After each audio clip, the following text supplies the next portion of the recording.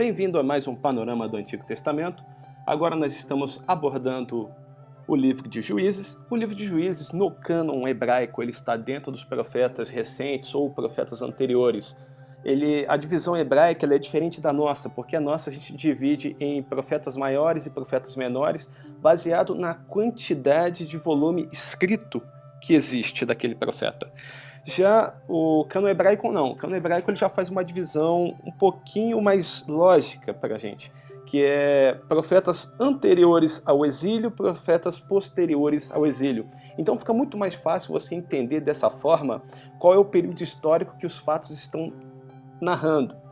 O que está acontecendo naquele período. Então fica muito mais fácil a gente entender. Por isso que eu preferi colocar essa abordagem baseada no panorama dos livros conforme o cânon hebraico, porque aí a gente vai entender por que esse livro, inclusive, é um livro profético, segundo o cânon hebraico, e a gente desenrola o livro a partir daí. Esse livro ele tem algo diferente dos demais. A gente pode chegar e trabalhar um índice dele dessa forma, como se fosse um ciclo, como se fosse alguma coisa que está se repetindo. E é realmente o que o livro vai contar logo no primeiro capítulo, dizendo que o povo, em algum momento, quando aquele juiz ele morre, o povo ele vai se esquecer das leis de Deus, vai se esquecer de todo padrão divino e vai se corromper. E ele vai se corromper e vai fazer tudo aquilo que é mal perante o Senhor. Aí, esse povo vai ser disciplinado pelo Senhor, o Senhor vai utilizar alguma nação gentia que está ao redor de Israel para poder discipliná-lo. O povo vai cair em desespero e vai clamar ao seu Deus. E Deus vai levantar um juiz para que esse juiz possa realmente livrar Israel da mão dos seus inimigos. E esse ciclo se repete. E o que esse livro vai dizer logo no início, como se fosse uma pequena introdução, é que a cada geração, toda vez que o povo se corrompe, ele se afunda mais e mais e mais. Mas uma outra forma da gente poder trabalhar esse panorama de juízes é pelos seus juízes. E a gente vai seguir na ordem: Otoniel, Eude, Sangar, Débora, Baraque, Gideão, Tole, Jair, Jefté, Ibzan, Elon, Abdom, Sansão. E o livro não termina no capítulo 16, ele vai seguir. Só que a partir daí a gente não tem a história de um juiz sendo mais citado, a gente tem um apêndice ao livro. E nesse apêndice nós vamos contar a história do sacerdote Mica, a história dos danitas, o levita com a sua concubina, quando estava passando pela terra dos benjamitas. E assim a gente conclui esse panorama do livro de Juízes.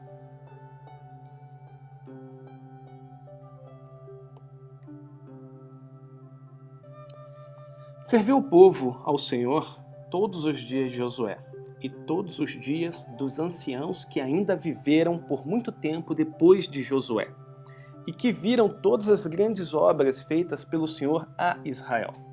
Bem, logo depois que Josué faleceu e que aquela geração que esteve com ele também faleceu, a geração dos príncipes de cada casa que fizeram compromisso com Josué, aquela geração que falou que eu e minha casa serviremos ao Senhor, aquela geração que leu todas as leis, estatutos e mandamentos e ordenanças que Moisés deixou para o povo, aquela geração que leu os 5 primeiros livros e que se comprometeu com a palavra de Deus. Tão logo ela veio a óbito, a geração seguinte, ela não deu continuidade com a aliança. Sucedia, porém, que falecendo o juiz, reincidiam e se tornavam piores do que seus pais, seguindo após outros deuses, servindo-os e adorando-os eles, nada deixavam das suas obras, nem da obstinação dos seus caminhos. E assim a gente começa a tratar então a respeito do primeiro juiz, Otoniel. Então, Otoniel, ele é o irmão mais novo de Caleb. E Otoniel vai ser levantado justamente porque Israel está debaixo de grande opressão.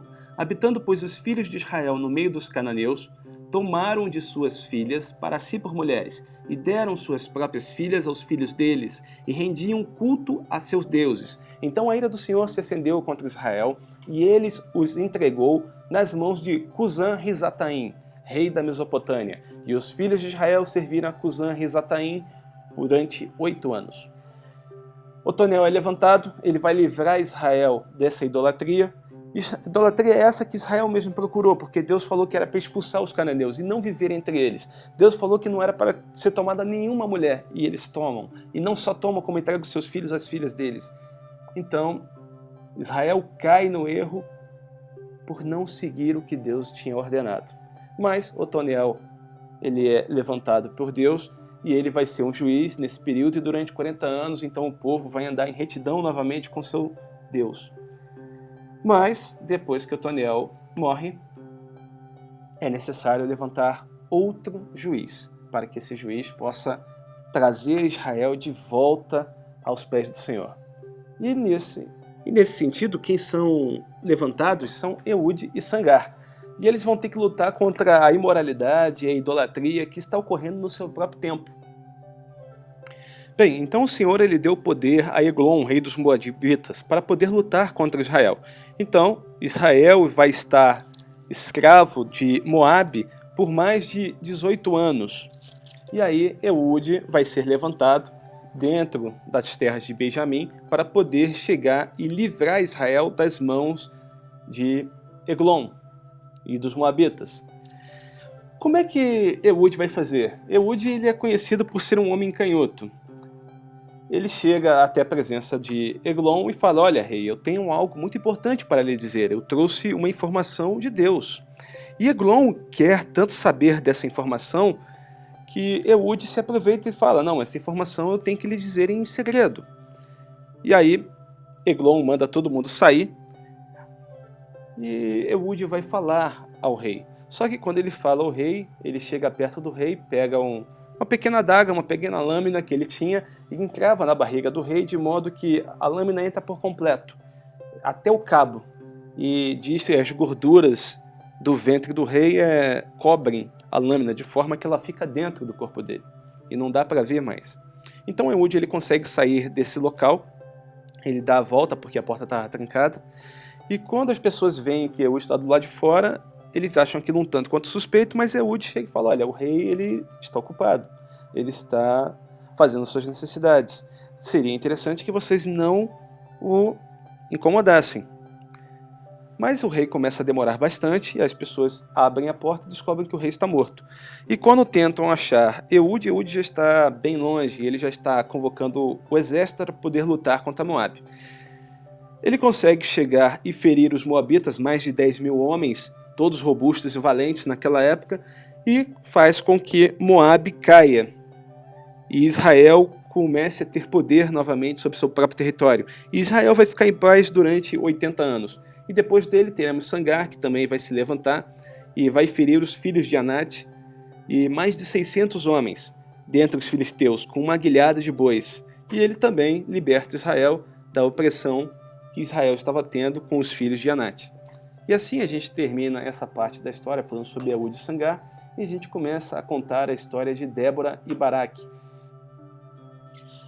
Enquanto a gente conta a história de Débora e Baraque, você pode verificar que alguns desses fatos vão apontar para coisas que irão acontecer no futuro. Não só no futuro perto, mas no futuro mediano, mas no futuro também muito longínquo. E é interessante a gente notar isso, porque dentro de Juízes nós encontramos vários profetas. Se você notar, o livro de Juízes, no cânon hebraico, ele está dentro dos livros proféticos. Então, espera-se que se encontre profecias nesses livros. Por exemplo, quando nós olhamos para Juízes 4, versículo 4, nós identificamos Débora. Débora é tida como uma profetisa. E essa conclusão não é uma conclusão que se tira da própria cabeça, é algo que o próprio texto ele faz questão de indicar. Débora, profetisa, mulher de Lapidote, julgava a Israel naquele tempo. E já que a gente está falando do tempo que Israel era julgado por Débora, a gente vai ter que rememorar fatos que aconteceram antes desse período. Por exemplo, a cidade de Azor nos dias de Josué, já que Débora vai ter um problema justamente com o rei de Azor. Mas Deus tinha dito a Josué que não era para ter deixado ninguém vivo daquelas cidades. Era para que todos tivessem sido exterminados.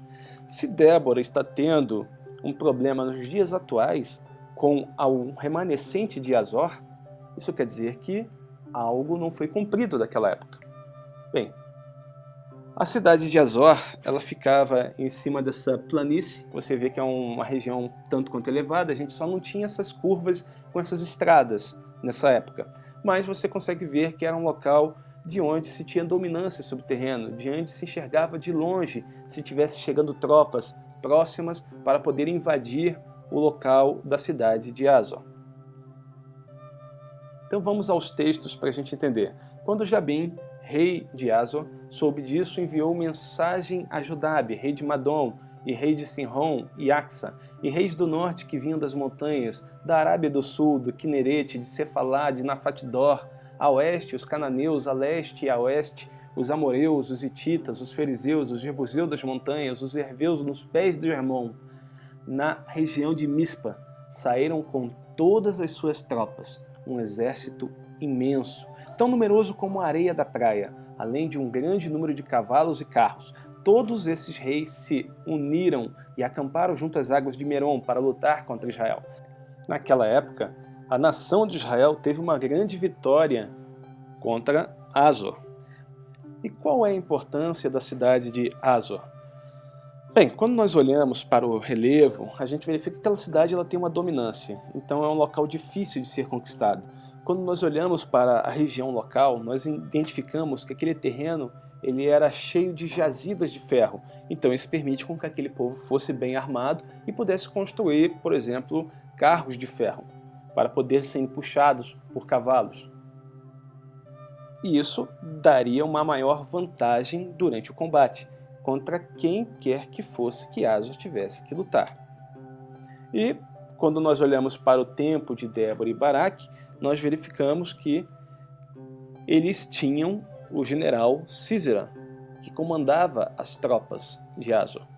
Esse general era um general que ele tinha a capacidade de juntar todos os exércitos cananeus locais. Ele tinha dominância sobre os povos. Ele era considerado um excelente general. Então, era alguém que em todos os subordinados confiavam. Então, tudo isso remontava ao fato de Israel estar com grandes problemas para vencer essa batalha. Mas Israel vai orar a Deus, pedindo perdão e pedindo ajuda. Deus vai levantar Débora. Débora vai dizer que Deus vai ajudar o seu povo e vai anunciar a vitória a Baraque. Então, baseado nisso tudo, a vitória já está garantida. Parece que basta Israel ir para a batalha e eles vão conseguir tudo aquilo que eles intentam. Mas Débora faz questão de dizer que essa não é uma luta normal. Quando nós olhamos para o capítulo 5, versículo 20, o texto vai chegar a dizer que desde o céu lutaram as estrelas, desde suas órbitas lutaram contra Sísera. Débora não está dizendo que é o povo de Israel que está lutando. Débora está dizendo que no momento exato da batalha, algo que é inesperado acontece. Débora está dizendo com todas as letras que não foi pela ação dos homens de Israel, não foi pela unidade do povo, não foi pela capacidade e pelo poder militar, não foi pelas armas que Israel venceu. Débora faz questão de chegar e informar que desde o céu lutaram as estrelas, desde suas órbitas lutaram contra Sísera. E quando a gente fala que as estrelas lutaram, a gente verifica que em passagens anteriores, na época em que Josué estava conquistando as regiões locais, você vai verificar que grandes pedras caíam sobre os exércitos inimigos. Muito provavelmente estamos falando de meteoritos caindo sobre os inimigos, somente sobre eles. E aqui o texto vai remontar ao fato de que desde o céu lutaram as estrelas. Então tem alguma coisa vinda do céu, alguma coisa acontecendo ali.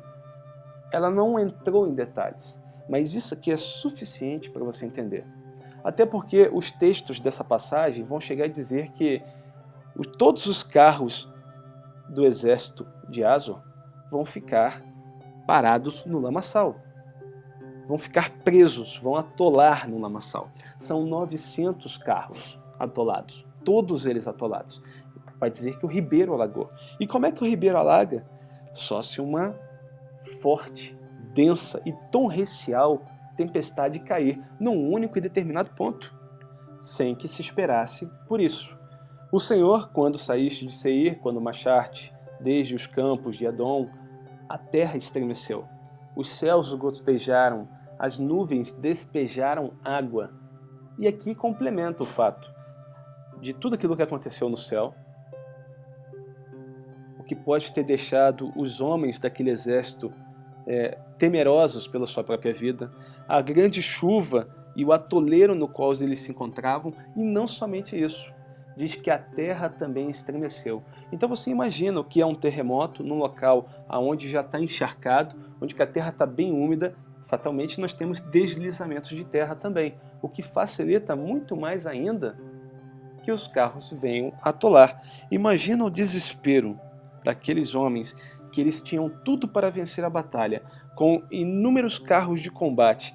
Era como se nos dias atuais nós tivéssemos um exército com 900 carros de combate indo em direção a um exército que está com um pedaço de madeira na mão. Qual é a chance desses homens que está praticamente desarmado diante desse grande poderio? Nenhuma. Mas e se esses carros fossem inutilizados? Aí sim.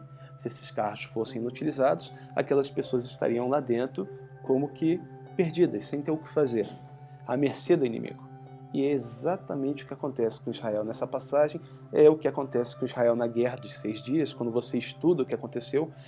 Inúmeros relatos indicam que os carros de combate inimigo vinham sobre as frações de Israel, e quando eles iam subir um elevado no terreno que ia deixar visível as tropas de Israel, iam passar, iam exterminar todos eles, os carros simplesmente pararam no deserto. O que permitiu que Israel pudesse empreender um contra-ataque e vencer aquela batalha. E, já que os carros estão atolados, Sísera tem que fugir a pé daquele local. Bem, a cidade de Azor, nos dias de Débora, a gente verifica que aconteceu tudo isso, esse atoleiro todo. E Sísera vai ter que fugir. Porém, Sísera fugiu a pé para a tenda de Jael, mulher de Eber, queneu, porquanto havia paz entre Jabim, rei de Azor, e a casa de Eber, queneu. Então, Sísera vai fugir. Sísera vai encoachar no meio do terreno uma tenda. E ele vai ver que essa tenda é de um aliado, de alguém que compactua com ele. Então Jael vai receber Sísera na sua própria tenda. E a gente vai ter todo o relato de Jael, quando ela recebe Sísera. Saindo ao encontro de Sísera, disse-lhe: "Entra, senhor meu, entra na minha tenda, não temas." Retirou-se para sua tenda, e ela pôs sobre ele uma coberta. Então lhe disse: "Dá-me, peço-te de beber um pouco de água, porque tenho sede."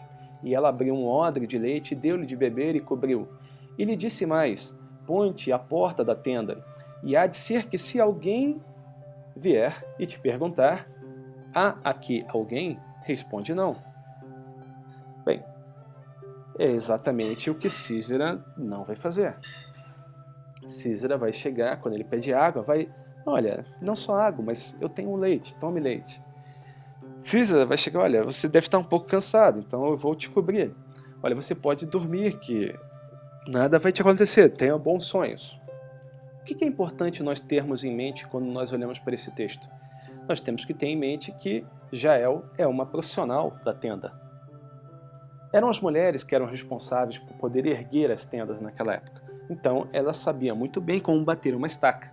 E ela pega uma dessas estacas que serve para poder colocar a tenda de pé, e é uma estaca relativamente grande.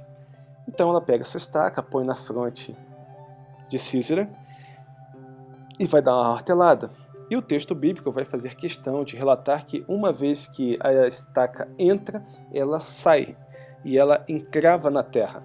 Então ela transpassa completamente a cabeça de Sísera ao ponto de entrar e fincar-se sobre a terra. E assim, o grande general no qual todos confiavam morre, e morre pelas mãos de uma mulher de temperamento forte. O que é interessante nós notarmos nisso tudo? Quando nós estudamos a história de Débora e Baraque, nós estudamos uma história de decisões e de indecisões. O que eu quero dizer com isso? Ora, O primeiro problema todo é quando Débora vai chegar e dizer para Baraque que Deus era com ele, que já tinha dado a vitória para ele. E Baraque simplesmente fala, olha, se fores comigo, irei, porém se não fores, não irei. Baraque não quer ir sozinho. Bem, por causa da indecisão de Baraque, Débora e Jail, elas vão ter a honra. A honra será delas. A honra será de Débora, porque o exército vai verificar que se sagrou vitorioso porque Débora estava na batalha. A honra será de Jail, porque Jail será aquela que realmente matará Sísera. Então, a honra que era de um homem em Israel foi retirada dele, porque ele optou por isso. Outra coisa que nós podemos olhar nessa história de decisões e indecisões é a questão de Sísera. Sísera, ela vai fugir a pé para a tenda de Jael, mulher de Éber, o queneu. E o texto vai chegar e dizer que Éber era parente de Moisés, era sogro de Moisés. Se ele era sogro de Moisés, ele tinha aliança com Israel.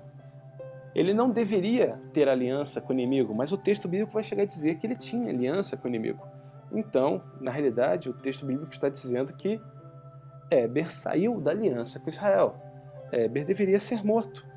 Éber era um espião. Éber foi aquele que entregou de mão beijada o que Baraque estava fazendo. Mas a sua esposa, ela não compactuava com as ações do seu marido. Tanto é que quando Sísera entra na sua tenda, ela mata Sísera. Nós vemos uma casa dividida aqui nesse texto.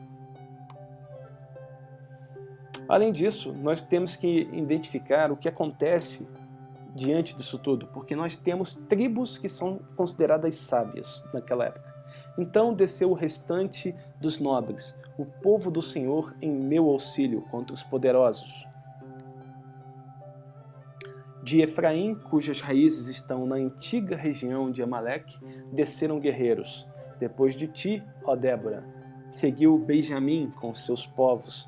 De Maquir, que vai identificar Manassés, desceram comandantes. E de Zebulon, os que levam a vara de comando.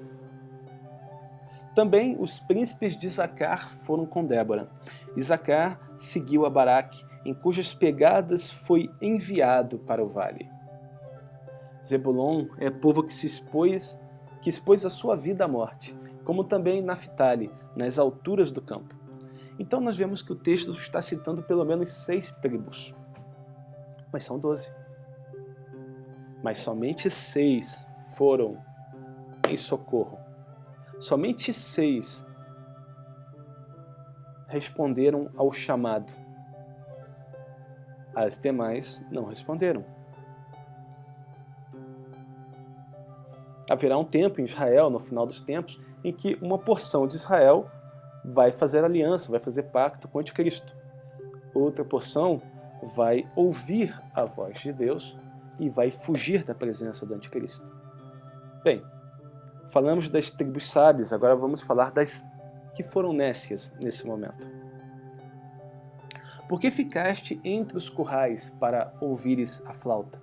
Entre as facções de Rubens houve grande discussão. Então Rubens estava além do Jordão.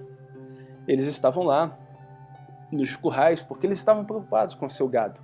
Aliás, eles queriam ficar naquela terra porque aquela terra é uma terra própria para poder criar gado. E eles ficaram discutindo o tempo todo. E aí, vamos ou não vamos para a batalha? E eles preferem ficar daquele lado do Jordão. Nada está nos acontecendo. Nós estamos do lado de cá, isso não é problema nosso. O que acontece da além do Jordão é problema deles, não é nosso. Então, eles dão as costas para o chamado de Débora. Gileade, que é Gade, ficou da além do Jordão. Gileade também acompanha Ruben. Isso está certo, problema deles. Nós não temos que nos meter com isso. E Dan, por que se deteve junto aos seus navios? A tribo de Dan está numa parte do território que Israel ocupou que vai fazer fronteira com o mar. Então Dan possui navios. O que o texto está dizendo?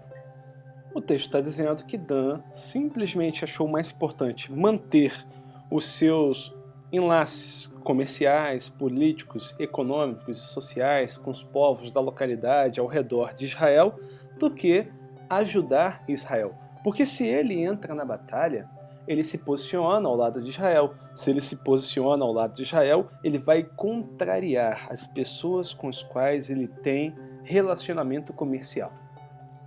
E ele não quer deixar de se relacionar, ele não quer deixar de ter lucro com esse relacionamento econômico-político. Aser se assentou nas costas do mar e repousou nas suas baías. A ideia é que Aser está protegido.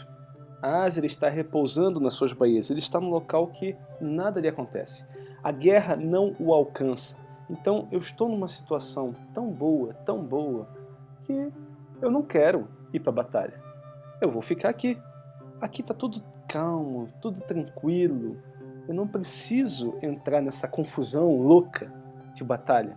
Nada está me acontecendo. Ninguém está me atacando. Eu tenho paz. Para que eu vou ir para a batalha ajudar Israel? Mas pior de todas é a cidade de Meroz, porque o anjo do Senhor vai amaldiçoar.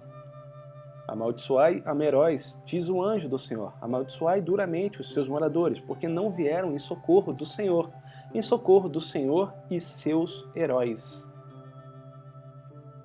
Como assim não vem em socorro do Senhor? As pessoas não foram em socorro de Israel. Não, o texto está correto. Não foi em socorro do Senhor. Porque se Deus se posicionou na batalha ao lado de Israel, quem não foi para o lado de Israel não o socorreu. Essa cidade de Meroz, ela é citada, segundo os comentaristas bíblicos, porque a cidade ela estava bem próxima do local onde ocorreu a batalha e as pessoas que habitavam aquela região tinham todas as condições possíveis de auxiliar Israel na batalha. Então, ela é pega justamente por causa da proximidade do evento. Todos nós somos chamados a tomar um posicionamento. Não existe deixar de tomar posicionamento sobre um fato que Deus manda com que nós venhamos a tomar um posicionamento. O que acontece com Meroz acontece com a igreja, na carta de Laodiceia. Porque ali Deus fala com a sua igreja que Ele está a ponto de vomitá-la da sua boca. Porque não é nem quente, nem fria. Quem dera fosse quente ou fria. Mas porque ela não se posiciona diante dos fatos, Ele está a ponto de vomitá-la. Aqui aconteceu a mesma coisa com a cidade de Meroz. Não somente a cidade, mas todos os seus moradores foram amaldiçoados porque resolveram não tomar partido na batalha. Quando a gente olha isso, a gente verifica fatos que estão acontecendo nos dias atuais, por exemplo. Os fatos já distam de um determinado tempo, mas o que acontece é que Netanyahu tinha ido até a União Europeia para poder pedir que eles considerassem o Hezbollah como um grupo terrorista. Mas a resposta que ele obteve da União Europeia é que não há provas. Como nós podemos taxar esse grupo de um grupo terrorista? Como podemos fazer isso se não há provas contra eles? Mas o que nós percebemos disso tudo? Que eles fazem como Dan. Eu não posso perder os meus parceiros políticos, econômicos, sociais, já que o petróleo, quem comanda o petróleo, são os países islâmicos. Se eu chegar e disser que o Hezbollah é um grupo terrorista, eu estou acabando com o meu suprimento de petróleo. Melhor eu me manter ao lado dos meus aliados do que lutar as batalhas de Deus. É isso que nós estamos vendo nos dias atuais. Naquela época, então, nós tínhamos 6 tribos que foram remanescentes. Lutaram ao lado de Deus, permaneceram fiéis. Na tribulação, nós vamos ter 2 testemunhas e 144.000 selados, que serão os remanescentes. Por intermédio deles, o evangelho será pregado. E em nossos dias, os textos bíblicos dizem que alguns apostatarão da fé. Então, aqueles que não apostatarem da fé serão os remanescentes. Então, assim, o que nós temos que fazer? Lutar para que nós venhamos a ser remanescentes. Que a palavra de Deus esteja viva em nós e que nós possamos passá-la à frente, adiante, da forma como nós a recebemos. Só lembrando quem é Débora. Débora é uma profetisa. E aquilo que ela diz tem peso. E Débora vai chegar e dizer com todas as letras: assim, ó Senhor, pereçam todos os seus inimigos, porém aqueles que te amam brilham como o sol quando se levanta no seu resplendor, e a terra ficou em paz 40 anos. Então Débora diz com todas as letras o que acontece com os povos que se levantam contra Israel. Será que isso é uma verdade? Então vamos tentar levantar alguns fatos. Por exemplo, Naamã. Naamã se levantou tentando exterminar o povo de Israel. E, por esse fato, você verifica que Naamã morreu. Aqui você vai verificar Saddam Hussein. Saddam Hussein, ele vai lutar contra Israel em 48, em 67, em 73, na Guerra do Golfo em 91, na Operação Americana em 2003. E você vê que hoje Saddam Hussein já não é mais. Hitler também, durante a Segunda Guerra. E tudo aquilo que ele fez com todos os judeus de tentar eliminar eles da face da terra. Hoje, Hitler já não é mais. Gaddafi, raposa do deserto, considerado cão raivoso, apela aos palestinianos para se revoltar contra Israel, para tirar e varrer Israel do mapa. Você verifica que esses homens não morreram de morte natural. Bem, Yasser Arafat também, ele participou da Guerra dos 6 Dias e ele também, fatalmente, entra dentro daquele versículo bíblico. Assim pereçam todos os seus inimigos, todos aqueles que se levantam contra Israel. Então eles não morrem de morte natural. Mas atualmente a gente tem dois... Atualmente não, né? Na época da palestra existiam 2 homens que também se levantaram contra Israel. Um deles foi o Mahmoud Ahmadinejad, mas ele permanece vivo. E o outro que se levantou contra Israel foi Hugo Chávez. E esse também já não é mais. E o texto bíblico, por enquanto, permanece com a sua veracidade bíblica. Assim, ó Senhor, pereçam todos os seus inimigos. Talvez você tenha lido algo muito similar ao que ela disse. Porque para Abraão, Deus fala: abençoarei a todos aqueles que te abençoarem e amaldiçoarei todos aqueles que te amaldiçoarem. Em ti serão benditas todas as nações da terra. É praticamente a mesma coisa dita com outras palavras.